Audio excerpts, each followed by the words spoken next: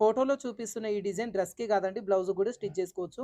వెనకాల లైనింగ్ పైన neck width, neck deep, broadness ఎంతైతే పెట్టినామో అదే విధంగా ఒక బక్రమ్ క్యాన్వాస్ తీసుకొని దాన్ని ఫోల్డింగ్ చేసుకొని దానిపైన యాజ్ ఇట్ ఈస్‌గా డ్రా చేసుకోవాలి.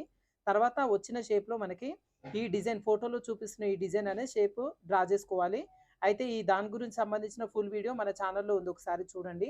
ఇదే డిజైన్ కాదండి, మనకు నచ్చిన డిజైన్ అనేది ఈ ప్రకారంగా డ్రా చేసుకోవచ్చు. ఇలా డ్రా చేసిన తర్వాత మనకు లైనింగ్ పీస్ వరకు తీసుకొని నెక్ దగ్గర కరెక్ట్‌గా మధ్యలో వచ్చేలాగా పెట్టేసుకొని ఐరన్ చేసుకోవాలి. హీట్ ఎక్కువ పెట్టకుండా మీడియం వచ్చేలాగా పెట్టుకోవాలి.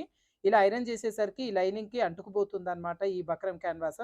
తర్వాత ఒరిజినల్ పీసు రైట్ సైడ్ పై వైపుకి వచ్చేలాగా పెట్టేసుకొని దానిపైన ఈ లైనింగ్ పీస్ పెట్టేసుకొని ఈ డిజైన్ ఏ విధంగా అయితే డ్రా చేసుకున్నామో డ్రా చేసుకున్న ప్రకారంగానే స్టిచ్ చేసుకోవాలి.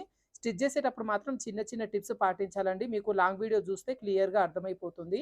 ఈ కట్ వర్క్ షేప్ గాని, కింద ఉన్న డిజైన్ యాజ్ ఇట్ ఈస్‌గా స్టిచ్ చేసుకున్న తర్వాత రౌండ్ తిరిగే దగ్గర చిన్న చిన్న కట్స్ పెట్టుకోవాలి. కట్స్ పెట్టే దగ్గర కూడా చాలా జాగ్రత్తగా కట్స్ పెట్టుకోవాలి.